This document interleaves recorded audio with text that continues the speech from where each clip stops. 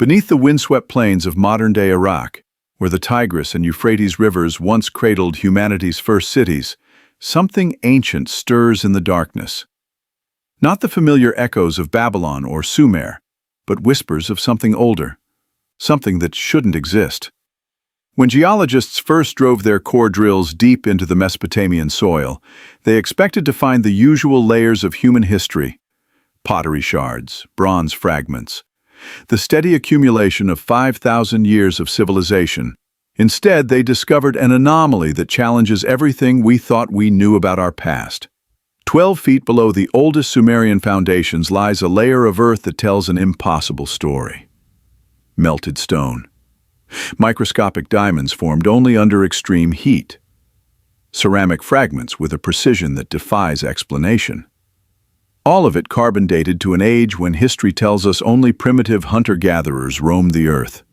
The evidence is there, preserved in stone and sediment, waiting patiently in the darkness like a message written in a language we've forgotten how to read. What if our ancestors weren't the first to build cities in this ancient land? What if they were simply rebuilding? Tonight, let the desert wind carry you back to a time before time, where geology becomes archaeology, and science unveils secrets that have slept for millennia beneath our feet. In the summer of 2019, a team of geological surveyors working near the ancient city of made a discovery that would challenge everything we thought we knew about human civilization. Dr. Patricia Caldwell, leading a routine soil analysis project for the Iraqi Ministry of Antiquities, was expecting to catalog the familiar layers of Mesopotamian history. Perhaps some Babylonian pottery shards, maybe traces of Sumerian irrigation channels. Instead, her core samples revealed something extraordinary. 15 feet beneath the oldest known Sumerian settlements, buried deeper than any recorded human activity, lay a stratum of earth that defied explanation. The sediment contained traces of advanced metallurgy, ceramic fragments with microscopic precision, and most puzzling of all, carbon residue suggesting controlled fires of unprecedented intensity. "We thought our equipment was malfunctioning," Caldwell later wrote in her field notes. "The dating was impossible." These materials appeared to be nearly twice as old as the earliest known civilizations in the region. The implications were staggering. If Caldwell's findings were accurate, they suggested that sophisticated human activity had occurred in Mesopotamia thousands of years before the rise of Sumer, the civilization traditionally credited as humanity's first urban society. But the scientific community remained skeptical. How could such advanced materials exist in geological layers that predated known history? Dr. James Thornfield, a specialist in ancient metallurgy from the University of Chicago, joined Caldwell's team to verify the findings. Using advanced spectroscopic analysis, he confirmed that the metal fragments showed signs of alloy composition techniques that shouldn't have existed until much later periods. "The copper-tin ratios we're seeing here," Thornfield explained, "indicate a level of metallurgical knowledge that rivals techniques from the classical period, yet they're embedded in strata that carbon dates to roughly 12,000 BCE. Word of the discovery spread quietly through academic circles. Soon, other research teams began examining their own geological surveys from across the region with fresh eyes. What they found painted an even more mysterious picture. Dr. Eleanor Masterson, a geophysicist from Stanford, discovered similar anomalies in core samples taken from sites near ancient Babylon. Her team found evidence of what appeared to be planned urban drainage systems, sophisticated engineering that predated known Mesopotamian cities by millennia. The stone channels showed precise angular cuts and gradient calculations that demonstrated advanced understanding of hydraulic principles. Meanwhile, Professor Thomas Ashford's excavations near the Euphrates revealed pottery fragments with wall thickness uniformity that challenged conventional timelines. "We're looking at ceramic work that exhibits lathe-like precision," Ashford noted in his preliminary report. "The symmetry and finish quality suggest manufacturing techniques that archaeological consensus places thousands of years later in human development." Perhaps most intriguing were the findings of Dr. Sarah Wellington, whose magnetic resonance surveys detected geometric patterns buried beneath layers of alluvial sediment. These underground formations appeared to follow mathematical relationships, precise angular alignments that suggested deliberate urban planning on a scale previously unknown in prehistoric contexts. Each new discovery raised the same unsettling question. Were these scattered anomalies merely coincidental, or were they fragments of a larger picture? A picture that suggested human civilization in Mesopotamia had a deeper, more complex history than anyone had imagined. The evidence was accumulating like pieces of an ancient puzzle, each fragment hinting at a lost chapter in humanity's story. But to understand what they had truly uncovered, the researchers would need to examine the geological evidence more closely. Evidence that would challenge the very foundations of historical archaeology.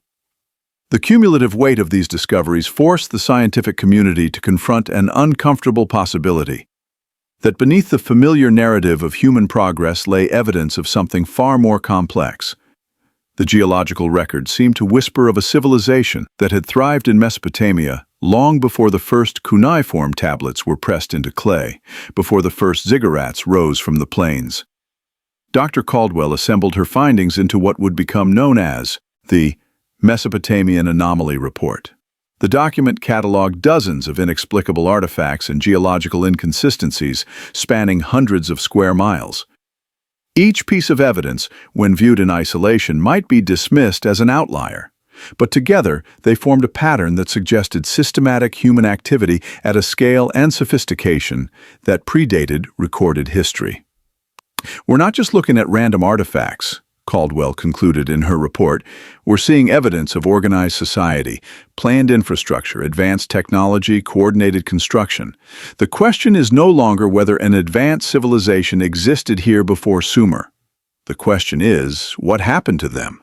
As researchers prepared to delve deeper into the geological evidence, they couldn't shake the feeling that they were walking on hallowed ground, not just of ancient cities, but of a lost world whose inhabitants had vanished so completely that only the earth itself remembered their existence. The stones beneath their feet held secrets that would challenge everything they thought they knew about the dawn of human civilization. And those secrets were about to reveal themselves through the most unlikely of witnesses: the very bedrock of Mesopotamia itself. The morning sun cast long shadows across the excavation site as Dr. Patricia Caldwell prepared to examine what would become the most significant geological core samples in modern archaeology. Working alongside her colleague, Dr. James Thornfield, she had spent months perfecting the drilling technique needed to extract pristine sediment cores from the Tigris-Euphrates floodplain without contamination from upper layers. The first core sample emerged from 23 feet below the surface, far deeper than any known human settlement in the region. As Caldwell carefully sectioned the cylindrical sample in her field laboratory, she noticed something that made her pause. Embedded within the ancient sediment were fragments that gleamed with an unnatural luster, metallic inclusions that had no business existing at such depths. "Look at this," she whispered to Thornfield, pointing to a cross-section under the microscope. What they saw defied conventional archaeological wisdom. The sample contained traces of smelted copper with tin alloy compositions, suggesting bronze-working technology that shouldn't have existed for another 8,000 years according to established timelines. But the metallic fragments were only the beginning. As they continued their analysis, the samples revealed layer upon layer of anomalous materials: charcoal deposits indicating controlled fires of extraordinary intensity, ceramic fragments with wall thickness uniformity that spoke of advanced pottery wheels, and most puzzling of all, microscopic glass beads that could only form under temperatures exceeding 700 degrees Celsius. Dr. Eleanor Masterson arrived from Stanford 3 days later, bringing with her the most advanced carbon-14 dating equipment available. Her reputation for precision in radiometric analysis had made her the go-to expert when conventional dating methods produced impossible results. As she prepared the samples for testing, even she seemed skeptical of what Caldwell and Thornfield claimed to have discovered. The laboratory fell silent as Masterson's equipment hummed to life, analyzing the carbon isotopes within the charcoal fragments. Hours passed before the first results appeared on her computer screen. She stared at the data for a long moment, then ran the test again and again. "This can't be right," Masterson muttered, adjusting her equipment for a fourth analysis. But the results remained consistent. The charcoal dated to approximately 12,800 years before present, placing it firmly in the late Pleistocene epoch, a time when mainstream archaeology insisted that humans in Mesopotamia were still nomadic hunter-gatherers, with no knowledge of metallurgy or advanced ceramics. The ceramic fragments told an even more startling story. Professor Thomas Ashford, the ceramic specialist who had joined the team, conducted a detailed compositional analysis that revealed mineral tempers and firing techniques that shouldn't have been developed until the Bronze Age. The pottery showed evidence of controlled kiln firing at temperatures that required sophisticated understanding of combustion engineering and ceramic chemistry. "We're looking at technology that rivals Roman-era pottery," Ashford announced to the assembled team, his voice heavy with disbelief. "But it's embedded in geological strata that predates known civilization by millennia." The breakthrough came when Dr. Sarah Wellington's team expanded their core drilling to a wider area, creating a three-dimensional map of the subsurface anomalies. What emerged was nothing short of extraordinary. The metallic and ceramic artifacts weren't randomly scattered, but followed distinct patterns that suggested organized human activity across several square kilometers. Wellington's geological surveys revealed something even more remarkable. The deep layers contained evidence of systematic landscape modification, engineered drainage channels carved into bedrock, foundation stones arranged in geometric patterns, and most intriguingly, a network of what appeared to be underground chambers lined with fired clay. The precision of these constructions indicated not just advanced engineering knowledge, but coordinated planning on an urban scale. The most compelling evidence came from the deepest core samples, extracted from nearly 30 feet below the surface. These contained fragments of what could only be described as industrial waste: slag from metal smelting operations, ash deposits with chemical signatures indicating the burning of specific organic materials, and sediment layers that showed clear signs of controlled excavation and backfilling. "We're not looking at isolated artifacts anymore," Caldwell announced during a team meeting. "We're seeing evidence of sustained technological activity, workshops, furnaces, organized waste disposal. This represents a level of social organization that challenges everything we know about prehistoric Mesopotamia." The carbon-14 dates continued to cluster around the same impossible time frame, 12,000 to 15,000 years ago, during the height of the last ice age when conventional wisdom insisted that humans were barely beginning to experiment with agriculture. As the evidence mounted, the research team faced an inescapable conclusion that would reshape archaeological understanding of human development. The geological cores had revealed not just isolated artifacts, but a comprehensive technological signature spanning thousands of years of continuous occupation. The sheer volume and sophistication of the materials suggested a civilization that had mastered metallurgy, ceramics, and engineering at a scale previously thought impossible for prehistoric populations. Dr. Masterson's final carbon-14 analysis confirmed what the team had begun to suspect. The deepest artifacts consistently dated to between 14,500 and 12,000 years ago, with the most sophisticated materials appearing in the older strata. This inverted the expected pattern of technological development, suggesting that advanced knowledge had somehow been lost rather than gradually acquired over time. "We're looking at a technological regression rather than progression," Thornfield observed, studying the stratified samples. "The deeper we go, the more sophisticated the artifacts become. It's as if we're seeing the end of something, not the beginning." The implications were staggering. If an advanced civilization had indeed flourished in Mesopotamia during the late Pleistocene, what had caused its disappearance? The geological record showed clear evidence of catastrophic flooding and massive environmental disruption around 12,800 years ago, the same period when the most sophisticated artifacts abruptly vanished from the archaeological sequence. But the core samples had revealed something else, something that would lead the team to their next shocking discovery. Embedded within the same ancient layers were fragments that didn't belong to any known civilization, ancient or modern. These artifacts would force them to expand their investigation beyond Mesopotamia itself, to examine whether this lost civilization had connections spanning far beyond the cradle of known history. The revelation that would forever change archaeological understanding came through an unexpected phone call to Dr. Patricia Caldwell's laboratory. Dr. Andrew Morrison from the German Archaeological Institute in Istanbul had been following their Mesopotamian discoveries with intense interest, and what he had to share would connect their findings to one of archaeology's most enigmatic sites. "Patricia, you need to see what we've found at Göbekli Tepe." Morrison's voice crackled through the international connection. "The geological stratification here mirrors exactly what you're describing in Iraq.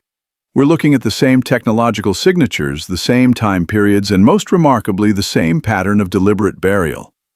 Göbekli Tepe, the mysterious temple complex in southeastern Turkey, had already revolutionized archaeological thinking with its massive stone pillars carved with intricate reliefs dating back nearly 12,000 years. But Morrison's team had discovered something that mainstream archaeology had overlooked. The site wasn't just ancient, it was part of something much larger. Dr. Caldwell and her colleague Dr. James Thornfield flew to Turkey within the week, bringing their geological analysis equipment and core sampling tools.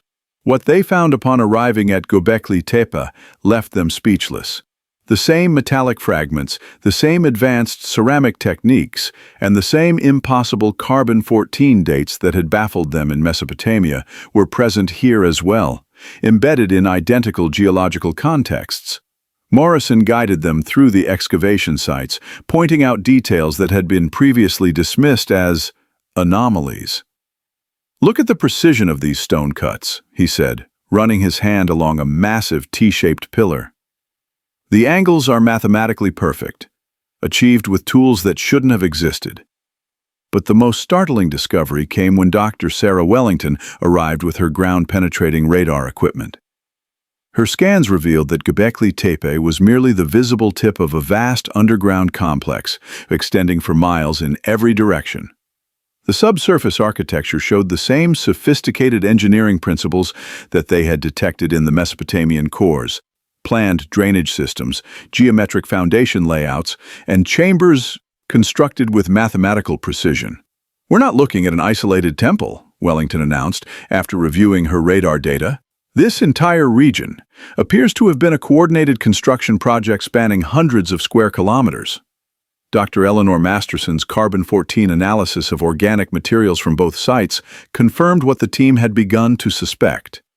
Göbekli Tepe and the Mesopotamian anomalies were contemporaneous, both dating to the same narrow window between 12,000 and 15,000 years ago. The implications were staggering.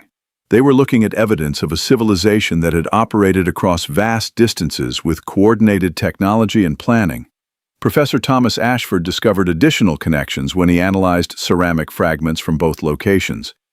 The clay compositions, firing techniques, and mineral tempers were not just similar. They were virtually identical, suggesting either direct contact between the sites or a shared technological tradition spanning the entire region. Morrison's team had also uncovered something else: evidence that Göbekli Tepe, like the Mesopotamian sites, had been deliberately buried. "Someone took enormous effort to cover these structures with tons of earth and stone," he explained. "This wasn't natural erosion or accidental burial. It was intentional, systematic, and coordinated across multiple sites." The breakthrough that would reshape their understanding came when Dr. Morrison's team expanded their investigation to neighboring archaeological sites across Turkey and northern Syria. What they discovered was a network of ancient complexes, all sharing the same architectural principles, all buried under identical circumstances, and all dating to the same catastrophic period in Earth's history. At Karahan Tepe, 60 kilometers from Göbekli Tepe, ground-penetrating radar revealed massive stone structures buried beneath centuries of sediment. The geometric patterns matched those found at both Göbekli Tepe and the Mesopotamian sites: perfect circles, precise angular relationships, and foundation stones arranged according to mathematical principles that demonstrated advanced knowledge of geometry and engineering. Dr. Caldwell's geological analysis of sediment layers across all sites revealed the most compelling evidence yet: a consistent stratum of disrupted Earth dating to approximately 12,800 years ago. This layer contained evidence of massive flooding, intense fires, and geological upheaval that had occurred simultaneously across the entire region. Above this destruction layer, the archaeological record showed a dramatic technological regression. Crude pottery replaced sophisticated ceramics. Simple stone tools replaced advanced metallurgy. We're looking at a coordinated burial operation that spans hundreds of miles, Thornfield observed, studying comparative soil samples from 5 different sites. Someone, or some group, systematically covered these complexes with earth and stone, almost as if they were trying to preserve them for future discovery. The pattern was unmistakable. An advanced civilization had flourished across the region for thousands of years, only to be suddenly terminated by a catastrophic event that left survivors with the monumental task of preserving what they could before the knowledge was lost forever. As the research teams compiled their findings from across the region, a chilling picture emerged of what appeared to be humanity's first great civilization, and its first great catastrophe. The evidence suggested that between 15,000 and 12,800 years ago, an advanced society had flourished across what is now Turkey, Syria, and Iraq, connected by shared technology, architectural principles, and possibly even a common language or belief system. Dr. Wellington's comprehensive geological survey revealed that the destruction had been swift and total.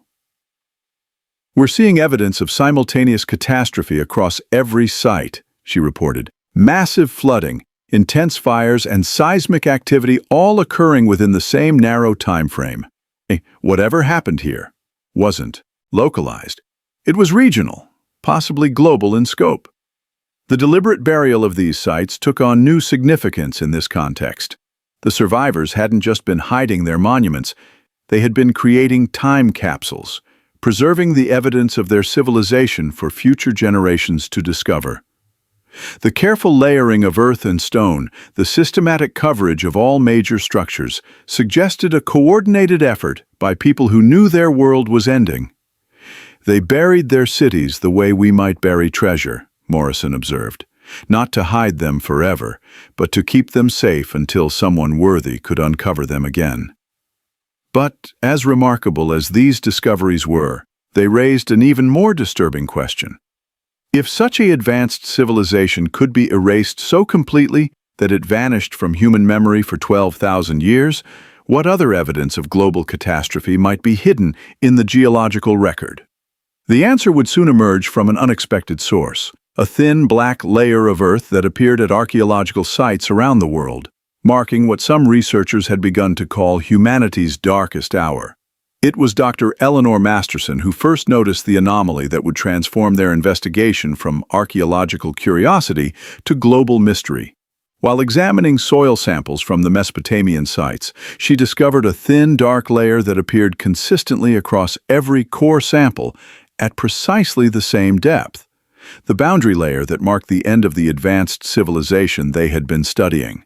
"There's something here that doesn't belong in any normal geological sequence," Masterson announced to the assembled team, holding up a cross-section of sediment under laboratory lighting.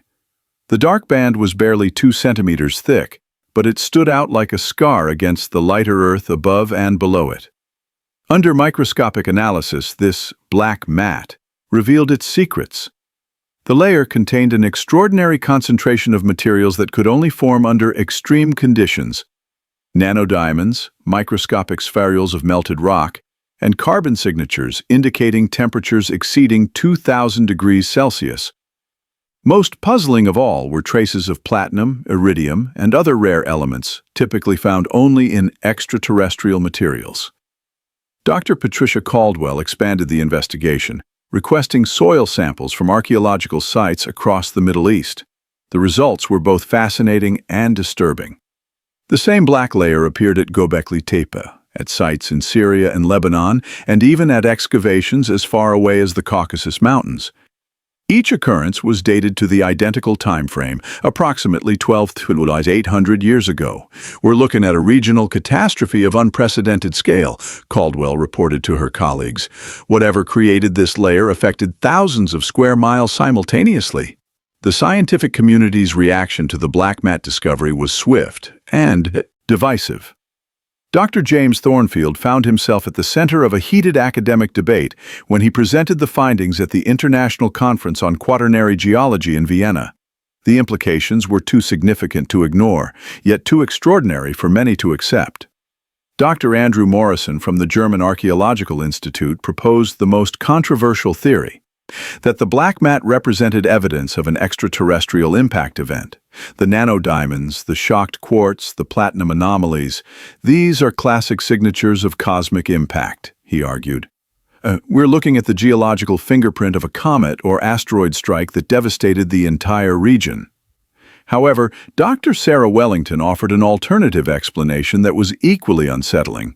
Her analysis of the spherules within the black mat suggested they had formed through intense localized heating, rather than the broad-scale melting associated with impact events. The temperature signatures are too specific, too controlled, she insisted. This looks more like the residue of extremely high-energy technology than natural catastrophe. The debate intensified when Professor Thomas Ashford discovered similar black mat layers at archaeological sites in North America and Europe, all dating to the same 12,800-year time frame. The global distribution ruled out localized volcanic activity or regional disasters, pointing instead to a planetary-scale event that had affected multiple continents simultaneously. Some researchers began whispering about possibilities that mainstream science was reluctant to consider. Advanced warfare using unknown energy sources, or technological disasters that had consumed entire civilizations in intense conflagrations that left only this dark, geological signature behind. The mystery deepened when Dr. Masterson's team discovered that the black mat contained microscopic glass formations with internal structures that defied conventional explanation. These weren't the random patterns typical of natural glass formation, but organized crystalline arrangements that suggested controlled energy release at the molecular level.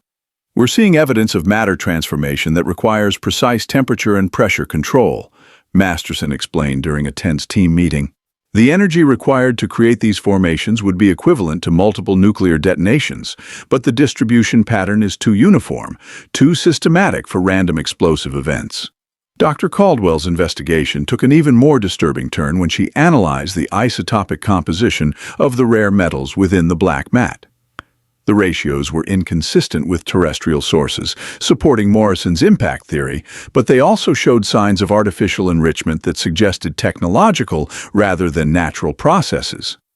The academic community split into three camps: those who believed in cosmic impact, those who suspected unknown volcanic processes, and a growing minority who dared to suggest that the black mat represented evidence of ancient technology beyond current understanding.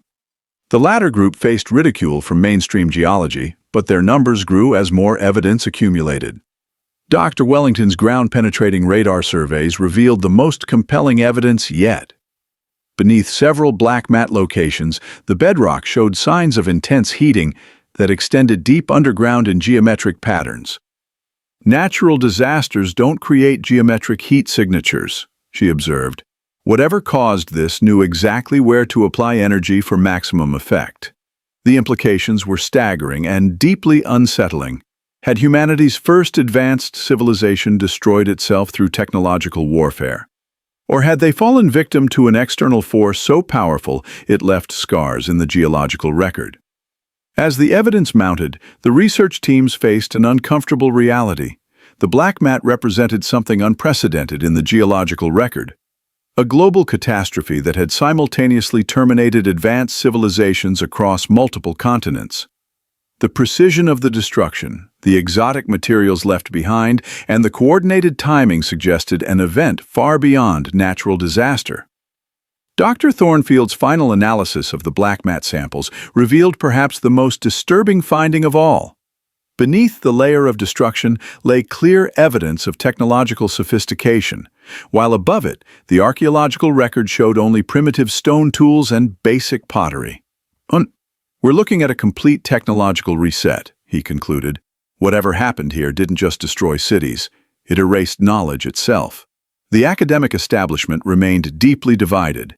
Conservative archaeologists dismissed the findings as misinterpretation of natural phenomena, while others argued that the evidence was too consistent and too widespread to ignore. The black mat had become a geological Rorschach test, reflecting researchers' willingness to challenge fundamental assumptions about human history. Morrison summarized the dilemma facing the scientific community. Either we accept that natural processes can create effects that perfectly mimic artificial technology, or we acknowledge that our understanding of ancient human capabilities is fundamentally flawed.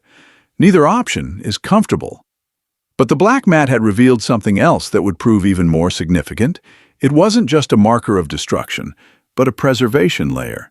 The intense heat that had created this geological signature had also vitrified and protected artifacts beneath it, creating a sealed archive of the lost civilization's technology. The question now was whether humanity was ready to uncover technologies that had once been powerful enough to leave permanent scars in the Earth's crust, and whether the same forces that had created the black mat might still pose a threat to modern civilization. The journey to Baalbek began with a simple question that would shatter Dr. Patricia Caldwell's understanding of ancient engineering capabilities.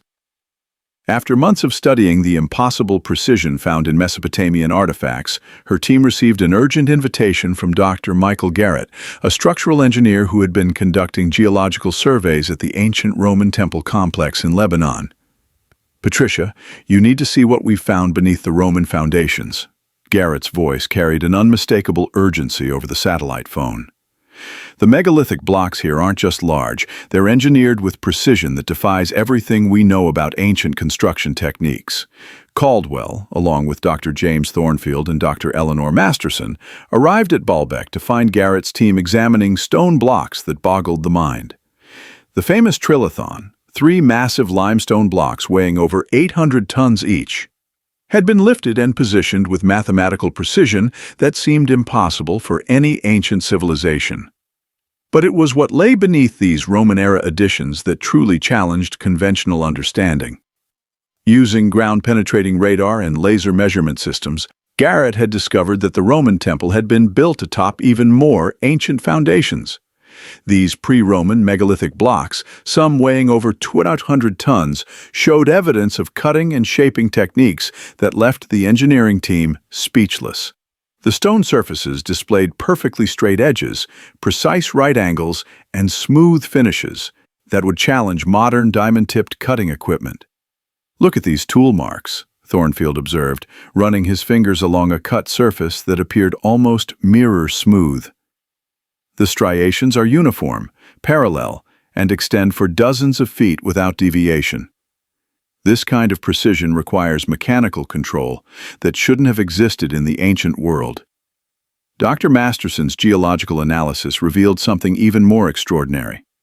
The megalithic blocks at Baalbek had been quarried from limestone deposits located over a mile away, yet the precision cuts suggested they had been shaped after transportation to the site. "We're looking at in-situ engineering that required moving these massive blocks and then cutting them to exact specifications," she explained, her voice filled with disbelief. The most puzzling discovery came when Dr. Sarah Wellington arrived with her advanced scanning equipment.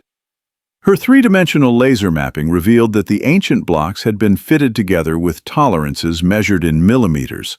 The joints between stones weighing hundreds of tons were so precise that a razor blade couldn't slip between them.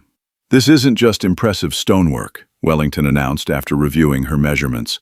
"This is mechanical engineering that requires understanding of load distribution, structural stress, and precision manufacturing that rivals modern construction techniques."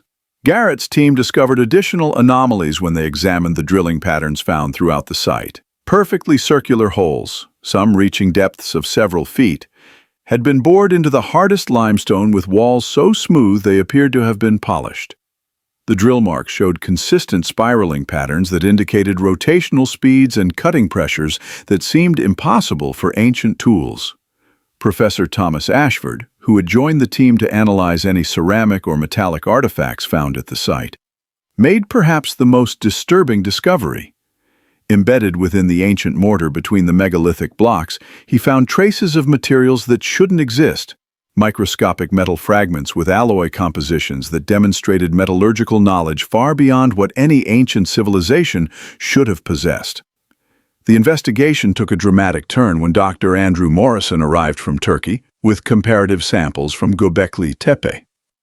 Under electron microscope analysis, the cutting patterns from both sites revealed identical characteristics: perfectly parallel scoring marks, uniform depth gradations, and microscopic surface textures that suggested the same type of advanced cutting technology had been used across hundreds of miles and potentially thousands of years.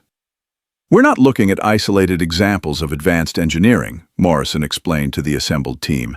"We're seeing evidence of a standardized technology that was applied consistently across multiple sites throughout the ancient Middle East."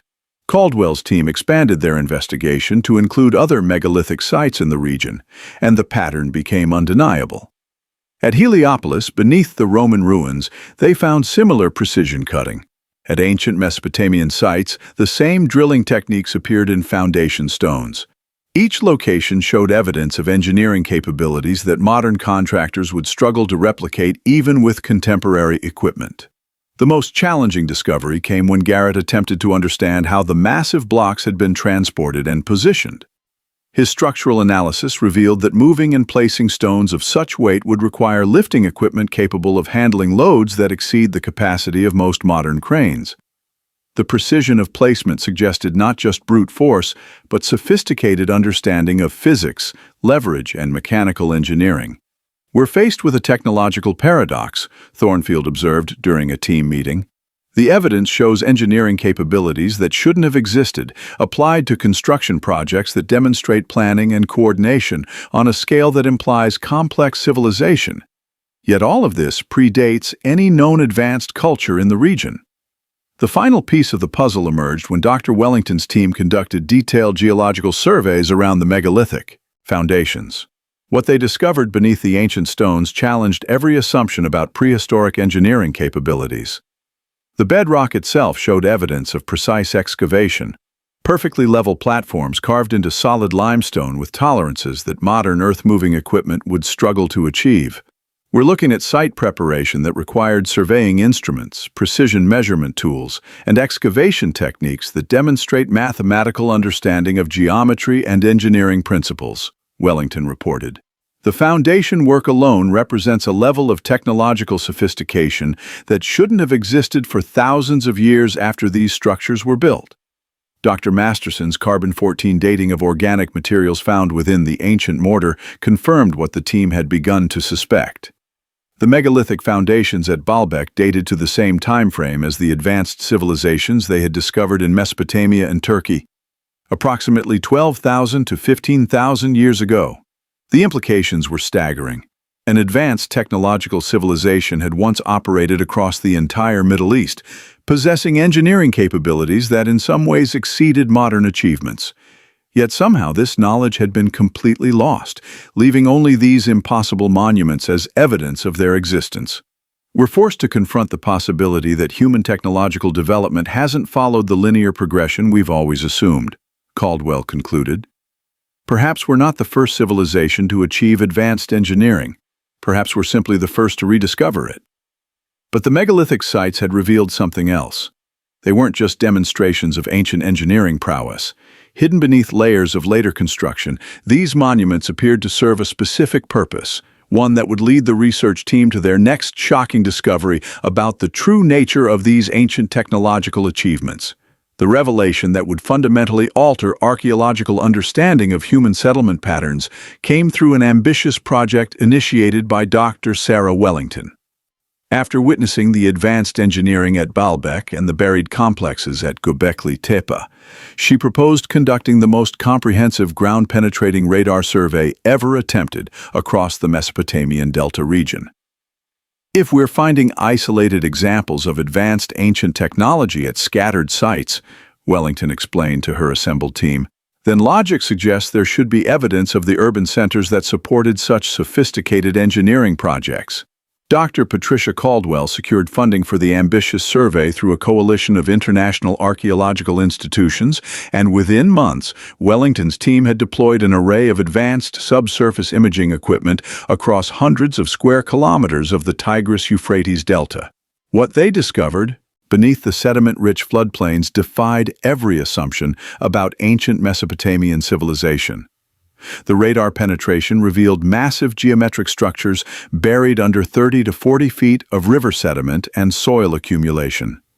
These weren't the irregular remains of natural geological formations, but clearly artificial constructions arranged in precise mathematical relationships. Rectangular foundations stretched for kilometers underground, connected by what appeared to be planned street networks laid out in perfect grid patterns.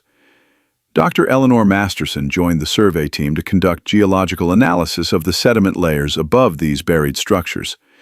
Her core samples revealed that the buildings had been covered not by gradual accumulation over centuries, but by massive flooding events that had deposited enormous quantities of silt in relatively short periods. Carbon-14 dating of organic materials trapped within the sediment layers provided the most shocking revelation yet. The buried structures were significantly older than any known Mesopotamian civilization. While Ur, Babylon, and other famous ancient cities dated to around 3000 to 4000 BCE, these underground urban complexes showed consistent dates ranging from 12,000 to 15,000 years ago, the same time frame as the advanced artifacts they had been discovering across the region. Dr. James Thornfield's analysis of the radar imagery revealed urban planning sophistication that rivaled modern city design. We're looking at organized districts, arterial roadways, and what appear to be public spaces arranged according to geometric principles, he reported. The level of coordination required for construction on this scale implies social organization and engineering capabilities far beyond anything we've attributed to prehistoric populations. Professor Thomas Ashford arrived to examine artifacts recovered from test excavations at several radar anomaly sites. What emerged from the ancient sediment layers left the entire team speechless. Ceramic water pipes with precisely fitted joints, stone foundations cut with machine-like accuracy, and metal objects that showed evidence of mass production techniques. The most remarkable discovery came when Dr. Michael Garrett's engineering team attempted to understand the construction methods used in the buried cities. Ground-penetrating radar revealed that many of the underground structures were built using megalithic blocks similar to those found at Baalbek, but arranged in complex multi-story configurations that demonstrated advanced understanding of structural engineering and load distribution. We're not looking at primitive settlements, Garrett concluded after analyzing the structural data. These are sophisticated urban centers that required coordinated planning, advanced construction techniques, and social organization on a scale that challenges everything we thought we knew about prehistoric human capabilities. The scope of the buried civilization became truly apparent when Wellington expanded her radar surveys to include the entire lower Mesopotamian basin. The underground structures weren't isolated urban centers but components of what appeared to be a vast interconnected network of cities spanning hundreds of kilometers. Geometric patterns revealed planned transportation corridors connecting major population centers, sophisticated water management systems, and what could only be described as industrial districts arranged according to logical urban planning principles. Dr. Andrew Morrison's comparative analysis with sites in Turkey and Lebanon revealed that the buried Mesopotamian cities shared architectural and engineering characteristics with the megalithic structures they had been studying. We're looking at evidence of a unified technological civilization that operated across the entire Middle East, Morrison announced. The construction techniques, the urban planning principles, even the mathematical relationships governing building placement, they're consistent across thousands of kilometers. Masterson's geological surveys provided crucial context for understanding how these vast cities had been buried. The sediment analysis revealed evidence of catastrophic flooding events that had occurred repeatedly between 13,000 and 12,000 years ago. These weren't gradual seasonal floods, but massive deluges that had deposited meters of silt across the entire region in relatively short periods. The geological record shows that the Delta region experienced unprecedented flooding during the same time frame when the advanced civilization disappeared from the archaeological record, Masterson explained. We're looking at environmental catastrophe on a scale that could have buried entire metropolitan areas under dozens of feet of sediment. The implications were staggering. An advanced urban civilization spanning thousands of square kilometers had been completely erased from human memory by natural disasters that had literally buried their cities beneath the landscape of modern Iraq.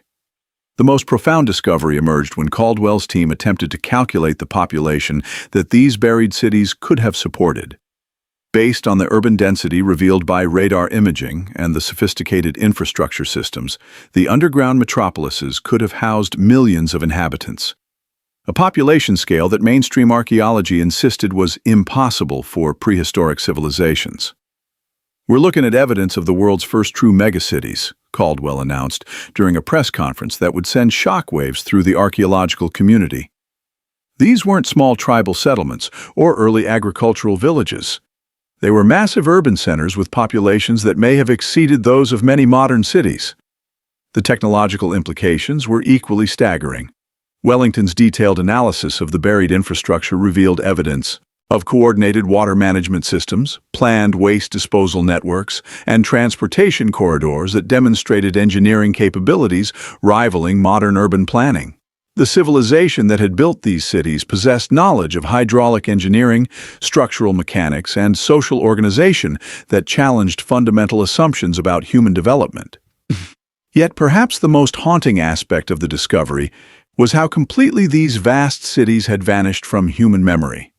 The geological evidence suggested that the catastrophic flooding had been so severe that it had not only buried the physical structures, but had apparently eliminated the population so thoroughly that no cultural memory of their existence had survived.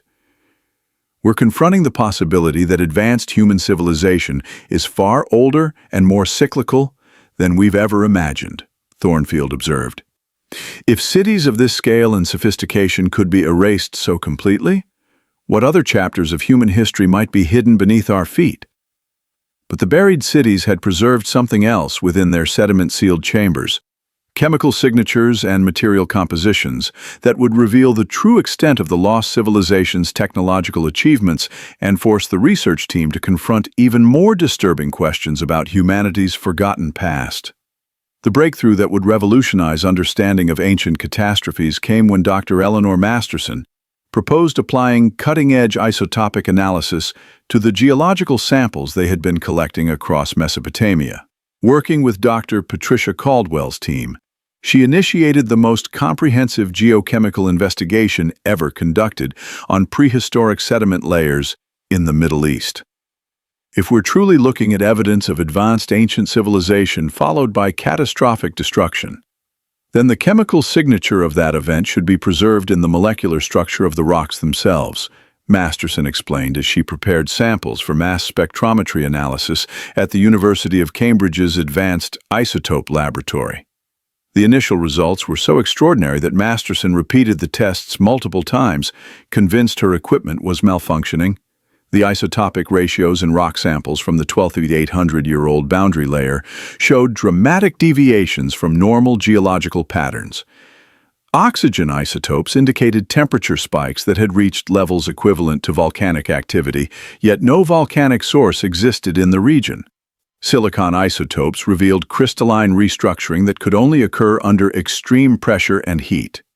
Dr. James Thornfield joined the analysis when Masterson discovered that the geochemical anomalies weren't limited to surface samples. Core drilling revealed that the isotopic disruption extended deep into the bedrock, indicating that whatever had caused these changes had affected the molecular structure of stone to depths of hundreds of feet. "We're looking at evidence of thermal events that transformed the basic chemistry of the landscape," Thornfield announced after reviewing the spectroscopic data. The energy required to create these isotopic changes would be comparable to nuclear-level heating applied across thousands of square kilometers. The most disturbing discovery emerged when Dr. Sarah Wellington expanded the isotopic analysis to include trace metal distribution patterns. Her findings revealed that rare earth elements, materials typically found only in deep crustal formations, had been redistributed throughout the upper geological layers in ways that defied natural processes. The concentration pattern suggested massive subsurface heating that had literally melted and reformed the mineral composition of entire rock formations. Dr. Michael Garrett's engineering analysis of the isotopic data provided context that sent chills through the research team. The thermal signatures we're seeing indicate coordinated heating events across multiple locations, he explained. This wasn't random volcanic activity or natural geological processes.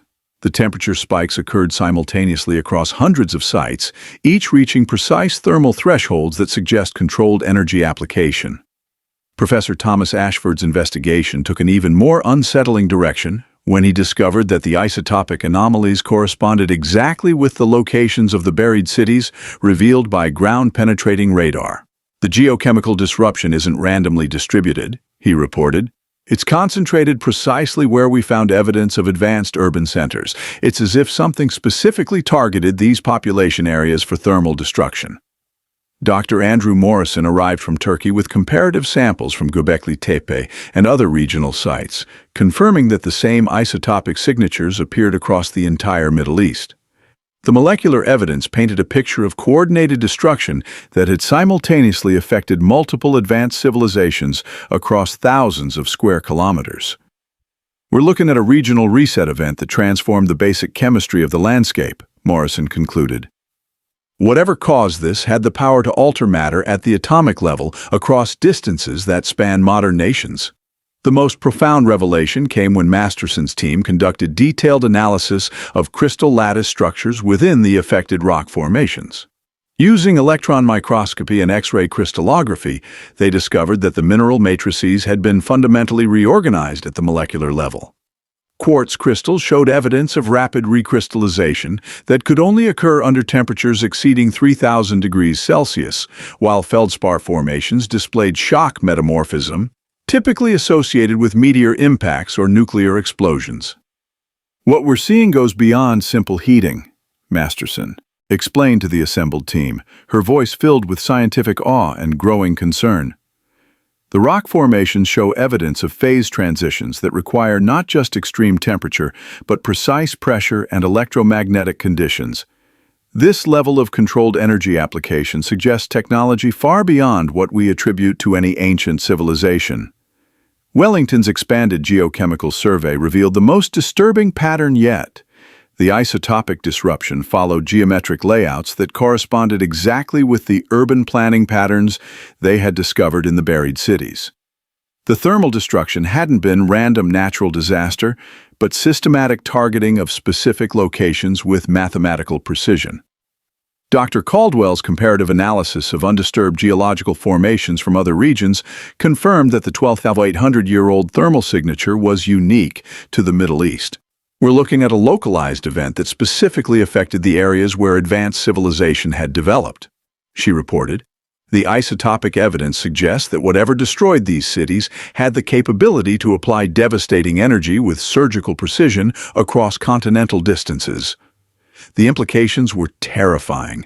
An advanced civilization hadn't just been destroyed by natural catastrophe, but had been systematically eliminated by forces capable of manipulating matter at the atomic level. The final piece of the geochemical puzzle emerged when Thornfield's team discovered that the isotopic anomalies contained embedded information, patterns within the molecular disruption that suggested the thermal events had been precisely controlled and coordinated. The distribution of rare earth elements followed mathematical sequences that indicated systematic energy application rather than chaotic destruction. We're looking at evidence of what can only be described as molecular engineering applied to geological formations, Thornfield announced during what would become one of the most controversial presentations in modern archaeology. The isotopic signatures show that the thermal events were not only coordinated across vast distances, but were calibrated to achieve specific chemical transformations in the target areas. Masterson's final analysis revealed the most chilling aspect of the geochemical evidence. The thermal destruction had been designed to erase not just the physical structures of the ancient civilization, but to fundamentally alter the geological record itself. The molecular changes had created a kind of chemical amnesia, making it nearly impossible for future investigators to reconstruct what had originally existed at these sites. It's as if someone wanted to ensure that this civilization would be forgotten completely, Masterson concluded. The thermal events didn't just destroy cities, They rewrote the chemical history of the landscape to hide evidence of what had been there. The isotopic analysis had revealed a terrifying possibility: that humanity's first advanced civilization hadn't fallen to natural disaster or internal conflict, but had been systematically eliminated by forces possessing technology capable of rewriting the molecular structure of matter itself. But the geochemical evidence had also preserved something unexpected: traces of the advanced civilization's own technology embedded within the destruction layers, suggesting that the ancient peoples had possessed defensive capabilities that had left their own signatures in the geological record.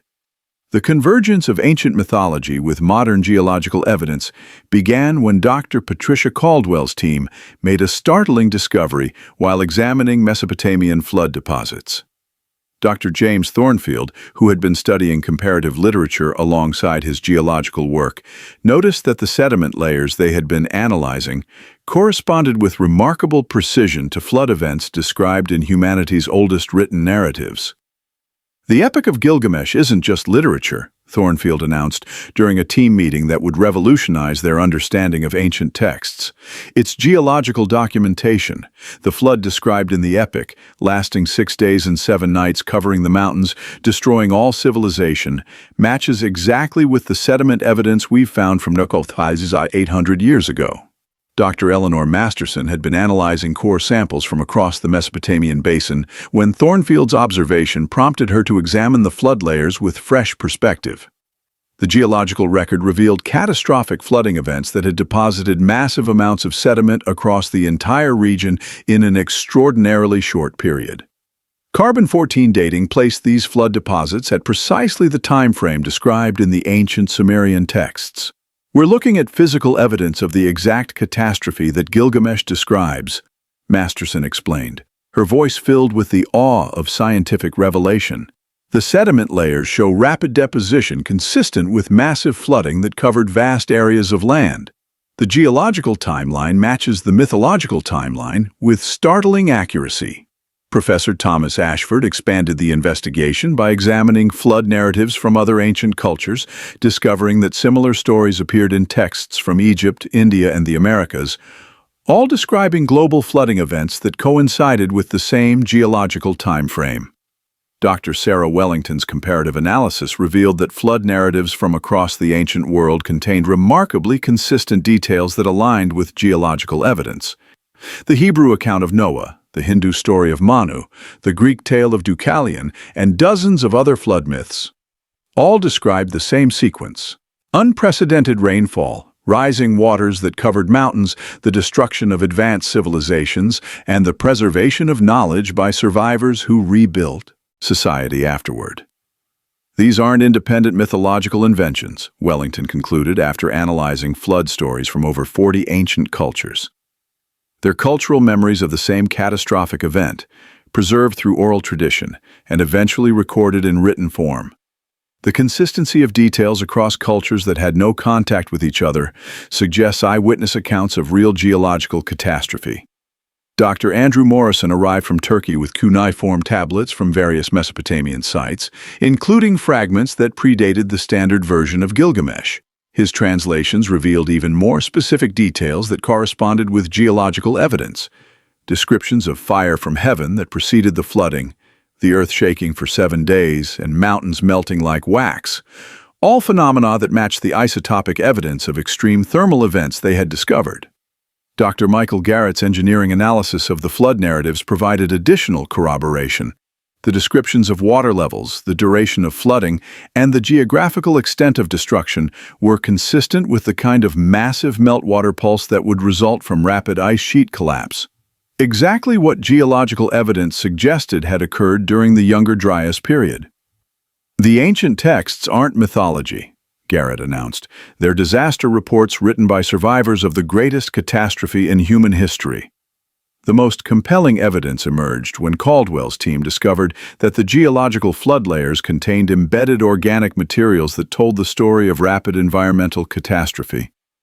Pollen analysis revealed that temperate vegetation had been suddenly replaced by Arctic species, indicating dramatic climate change that occurred within decades rather than centuries.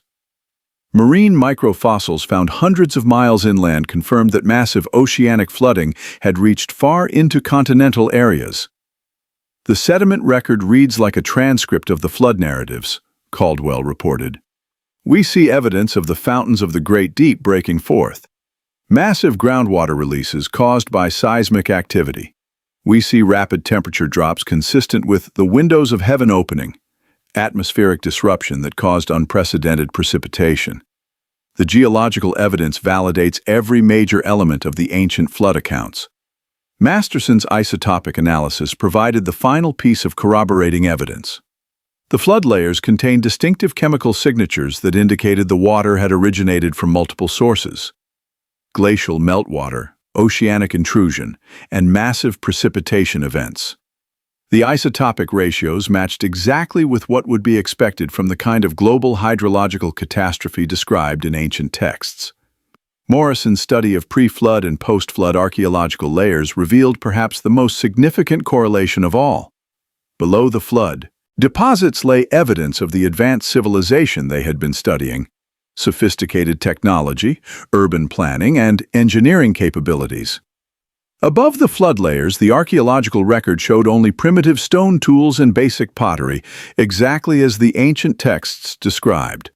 A world rebuilt by survivors who had lost most of their technological knowledge. The myths aren't embellished stories, Morrison concluded. They're accurate historical accounts of technological regression caused by global catastrophe. The synthesis of geological evidence with ancient narratives reached its culmination when Thornfield's team made a discovery that would forever change how scholars approached mythological texts.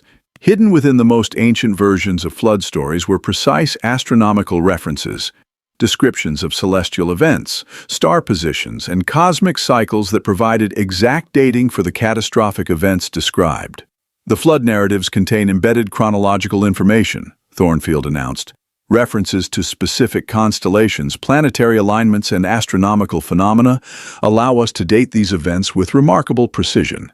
The astronomical data in the texts corresponds exactly with geological evidence for global catastrophe occurring 12,800 years ago. Wellington's final analysis revealed that the flood stories preserved not just memories of catastrophe, but detailed knowledge of its causes. Ancient texts described stars falling from heaven, the foundations of the earth shaking, and fire preceding the waters. All phenomena consistent with cosmic impact events that could trigger massive climate disruption and flooding. These narratives represent humanity's oldest scientific literature, Wellington concluded. They're eyewitness accounts of cosmic catastrophe written by survivors who understood the astronomical causes of global disaster. The myths aren't primitive superstition, they're sophisticated disaster documentation preserved through oral tradition. The convergence of geological evidence with ancient texts had revealed something profound. Human civilization possessed detailed knowledge of catastrophic cycles that repeated throughout Earth's history.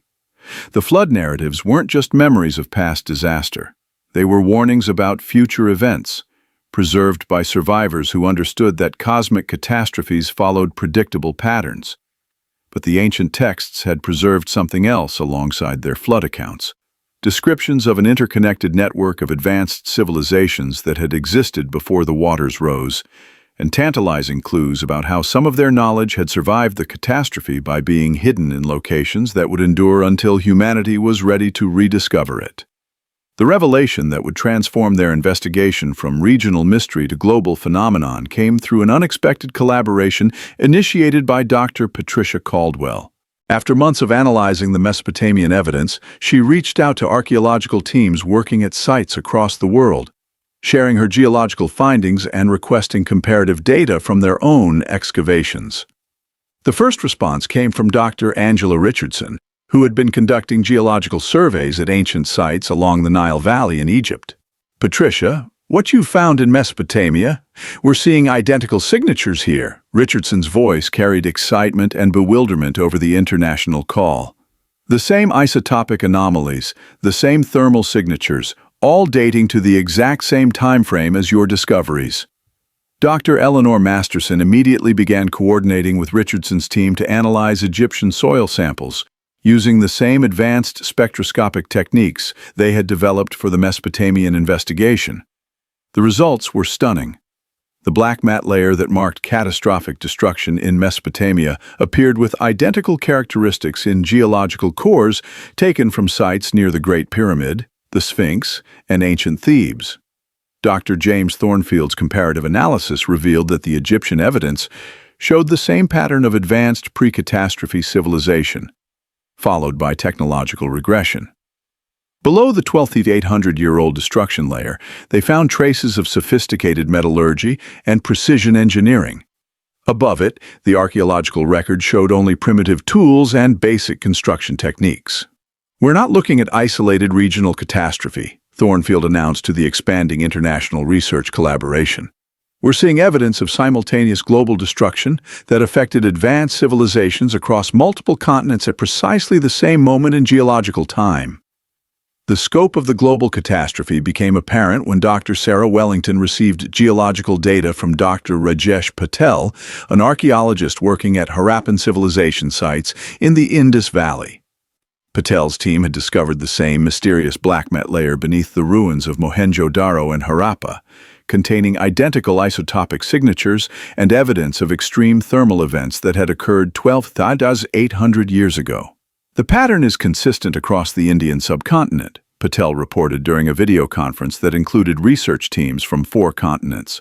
"We're finding evidence of advanced urban planning and sophisticated engineering beneath the destruction layer, followed by complete cultural discontinuity. It's as if an entire civilization vanished overnight and was replaced by much more primitive settlements." Perhaps the most shocking confirmation came from Dr. Carlos Mendoza, who had been investigating megalithic sites in the Peruvian Andes.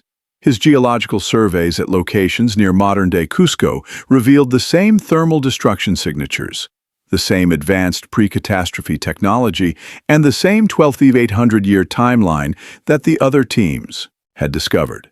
"The evidence from South America is particularly significant," Mendoza explained. "We're finding precision stonework that predates the Inca by thousands of years, buried beneath geological layers that show evidence of the same catastrophic thermal events you've documented in the Middle East and Egypt." The global distribution of this evidence suggests we're looking at a planetary-scale civilization that was simultaneously destroyed across all inhabited continents. Dr. Michael Garrett's engineering analysis of the global data revealed the most disturbing pattern. The destruction hadn't been random natural disaster, but appeared to have specifically targeted the most advanced population centers on each continent, leaving only scattered survivors to rebuild primitive societies from the ruins. The global network became undeniable when Professor Thomas Ashford coordinated with archaeological teams in North America, discovering that ancient sites from the Mississippi Valley to the Pacific Northwest showed identical geological signatures. Dr. Linda Harper from the University of Colorado reported finding the same black mat layer at ancestral Puebloan sites, while Dr. Robert Dawson's team in British Columbia documented thermal anomalies at megalithic structures that predated known Native American civilizations by thousands of years.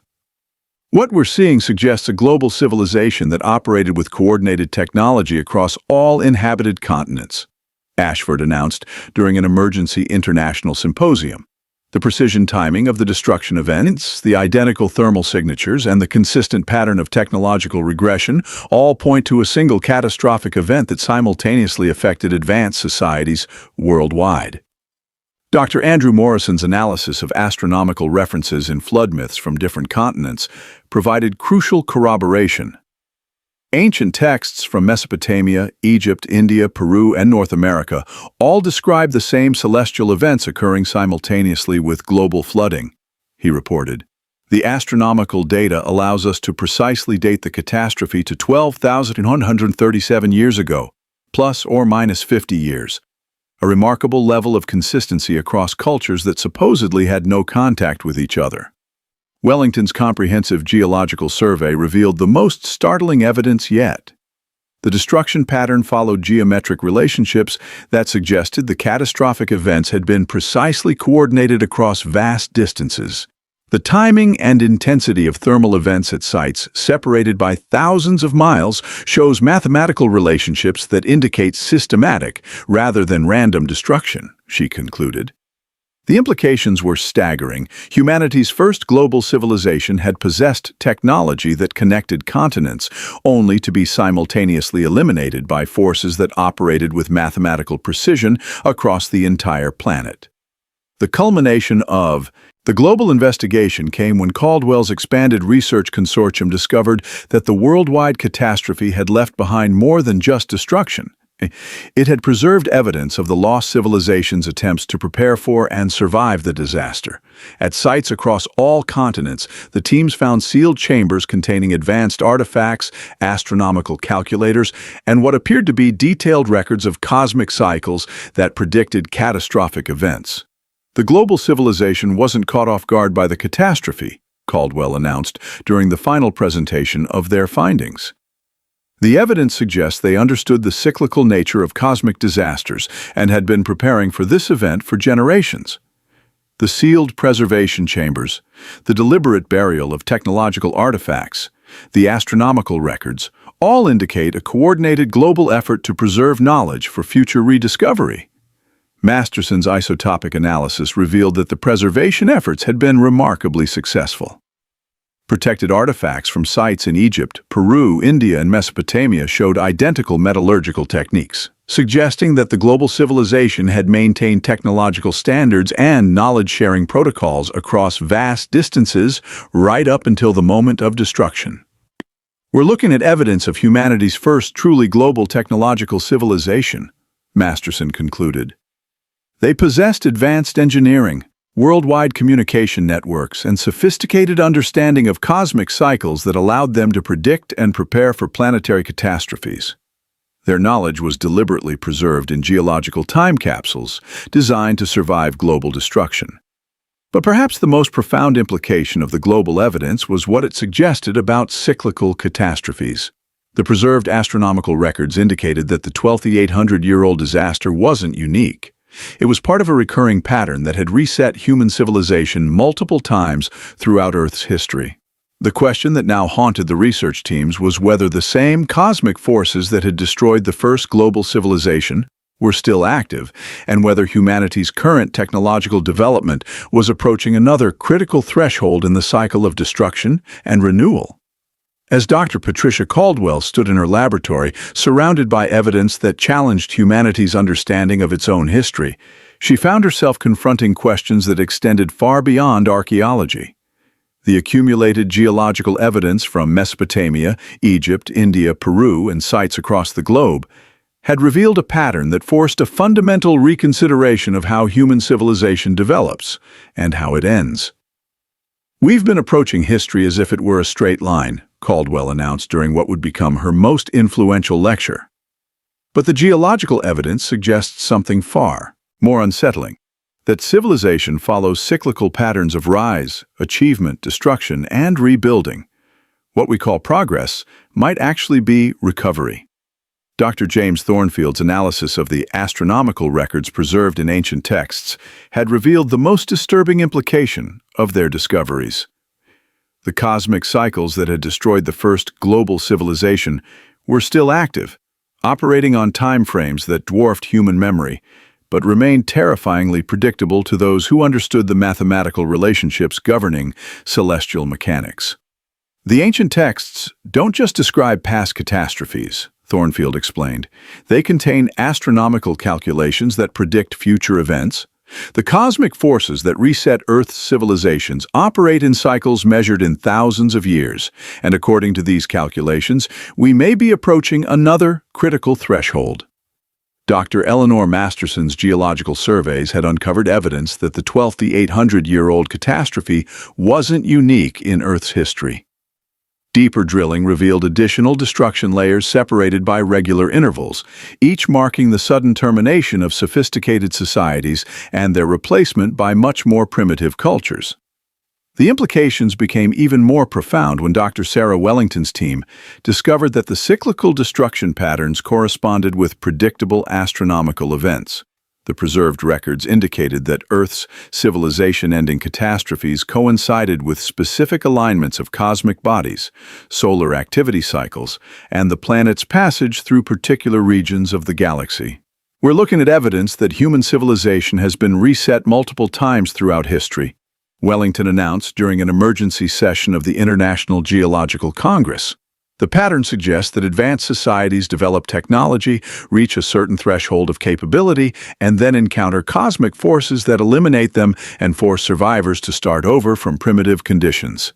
Dr. Michael Garrett's analysis of current global technological development revealed parallels with the lost civilization that were both fascinating and terrifying. Modern humanity's rapid advancement in nuclear technology, genetic engineering, artificial intelligence, and space exploration seem to be following the same trajectory that the ancient global civilization had pursued before its destruction. The question we must confront, Garrett concluded, is whether we're approaching the same technological threshold that triggered the previous reset. The astronomical calculation suggests that the cosmic cycles responsible for civilization-ending events operate on a schedule that would place the next major event within the current millennium. Professor Thomas Ashford's study of cultural patterns revealed that humanity might be unconsciously preparing for cyclical catastrophe. Modern myths about apocalypse, the widespread fascination with end-time scenarios, and the persistent human drive to preserve knowledge in various forms all echoed the behavior of the lost civilization during its final centuries. The most chilling revelation emerged when Dr. Andrew Morrison's team decoded astronomical markers embedded in the preserved ancient records. The calculations indicated that the cosmic events responsible for civilization resets followed a mathematical progression that could be predicted with startling accuracy. According to these ancient astronomers, the next major reset event was scheduled to occur within the next several centuries. The preserved records suggest that the lost civilization understood they were living in the final phase of a cosmic cycle, Morrison reported. Their astronomical observations indicated that civilizations are allowed to develop for specific periods before cosmic forces intervene to prevent them from reaching dangerous technological thresholds. The pattern suggests that advanced technology itself triggers the reset mechanism. Caldwell's synthesis of all the evidence revealed the most profound question facing modern humanity: whether the cyclical destruction of civilizations was a natural cosmic process designed to prevent technological development from reaching levels that could threaten planetary or galactic stability.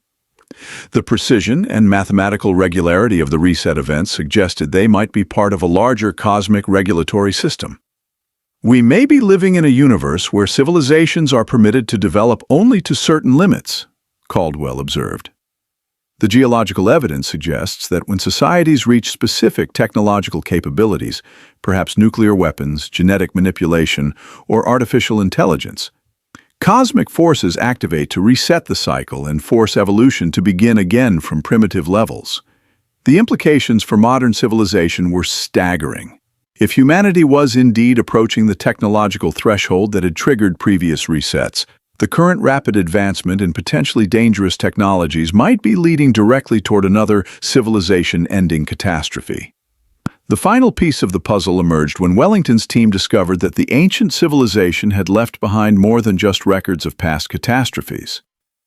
They had created a comprehensive survival protocol designed to help future civilizations recognize and potentially avoid the cyclical destruction pattern. Hidden within the preserved astronomical calculations were detailed instructions for detecting the approach of reset events and technologies that might allow advanced societies to survive cosmic catastrophes. The lost civilization wasn't passive victims of cosmic cycles, Wellington announced during her final presentation. They understood the pattern and developed countermeasures. The question is whether modern humanity is wise enough to recognize the warnings they left behind and humble enough to implement their survival strategies before it's too late. Dr. Masterson's geological analysis revealed that the Earth itself might be preparing for another reset event. Recent changes in magnetic field strength, increasing volcanic activity, and unusual seismic patterns all corresponded with geological markers that had preceded previous civilization-ending catastrophes. The planet's behavior suggested that cosmic forces were already beginning to influence terrestrial systems. We stand at a crossroads that every advanced civilization has faced, Caldwell concluded.